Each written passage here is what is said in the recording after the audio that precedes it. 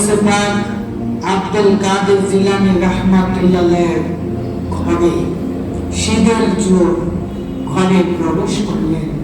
প্রবেশ করে তার যত মালপত্র আছে চুরি করার উদ্দেশ্যে ঘরে ঢুকে সব মালপত্র তিনি তার কাছে নিয়ে ঘর থেকে বের হওয়ার জন্য চেষ্টা করতে লাগলেন। এমত অবস্থায় শীতের চোর যখন ঘর থেকে বের হবে তখন মাল যখন কাঁধে নেয় তখন চোর আর চোখে দেখে না। আবার যখন মাল কাঁধ থেকে নামিয়ে দেয় তখন সে সবই দেখতে পায়।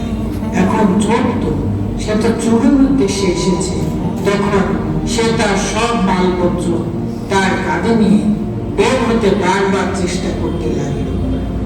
এমন সময় রাত্র পার হতে হতে সময় পার হতে হতে এমন এক পর্যায়ে এমন সময় আজান দিয়ে দিল, ফজরের নামাজের আজান হয়ে গেল। আল্লাহ ওলি গাউসে পাক আব্দুল কাদের জিলানী রাহমাতুল্লাহ আলাইহি তিনি তার বিছানা থেকে উঠে বসলেন।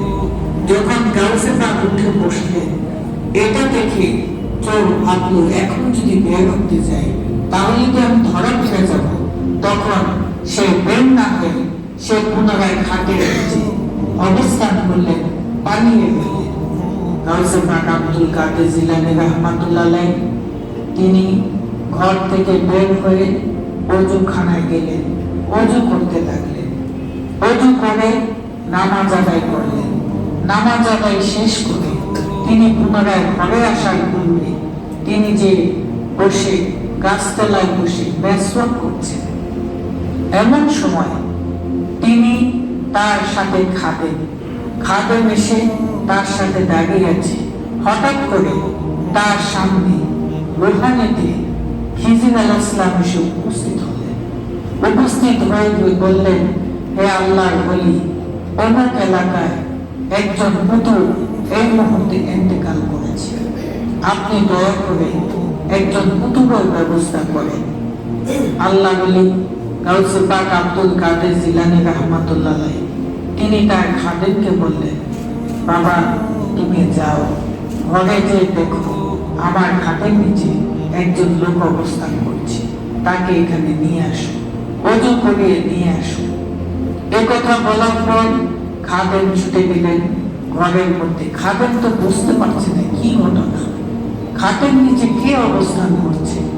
এমন সময় খাটের নিচে যখন খাদেম খুঁজতে গেলেন এমন সময় চোর হাওমাও করে চিৎকার করে বলছে, আমি আর জীবনে চুরি করবো না, আমাকে ক্ষমা করেন, আমাকে মাফ করেন।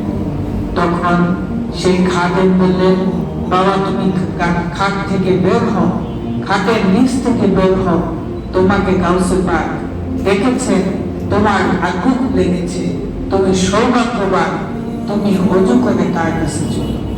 এদিকে চোর ভাবছে কি ব্যাপার, আমি তো চুরি করতে আসলাম, আমাকে ওযু করতে কেন বলে। সম্মানিত আশিক রাসূল ভাইবেন, চোর সেখান থেকে খাট থেকে বের হয়ে সেই খাদেমের সাথে গাউসে পাক আব্দুল কাদের জিলানী রাহমাতুল্লাহ আলাইহির কাছে গেলেন। গাউসে পাক আব্দুল কাদের জিলানী রাহমাতুল্লাহ আলাইহি তার সামনে যখন সেই চোর আসলো, চোর তো হাওমাও করে কাঁদছে, হুজুর আমাকে ক্ষমা করেন, আমি আর জীবনে চুরি করব না। আল্লাহর ওলি গাউসে পাক আব্দুল কাদের জিলানী রাহমাতুল্লাহ আলাইহি তিনি বললেন, তুমি চোখ বন্ধ করো, আমার সাথে তওবা করো। তওবা করার পর তিনি তাওয়াজ্জু দিয়ে তাকে সেই চোরকে মুহূর্তের মধ্যে পুতুল বানিয়ে দিলেন। সেই চোর সাথে সাথে আল্লাহর ওলিতে পরিণত হলো, পুতুলে পরিণত হলো। সম্মানিত আয়েশা রাসূল ভাইরা, সেই মুহূর্ত চোরের জন্য হাজার মাসের থেকে শ্রেষ্ঠ নয়। সম্মানিত সারা জীবন সাধনা করুন, তার পক্ষে তো আল্লাহ ওলি হওয়া সম্ভব ছিল না, কিন্তু গাউসে পাক আব্দুল কাদের জিলানী রাহমাতুল্লাহ আলাইহি দৃষ্টি করার সাথে সাথে সেই চোর আল্লাহর ওলিতে পরিণত হয়ে গেল। সম্মানিত আশিক রাসূল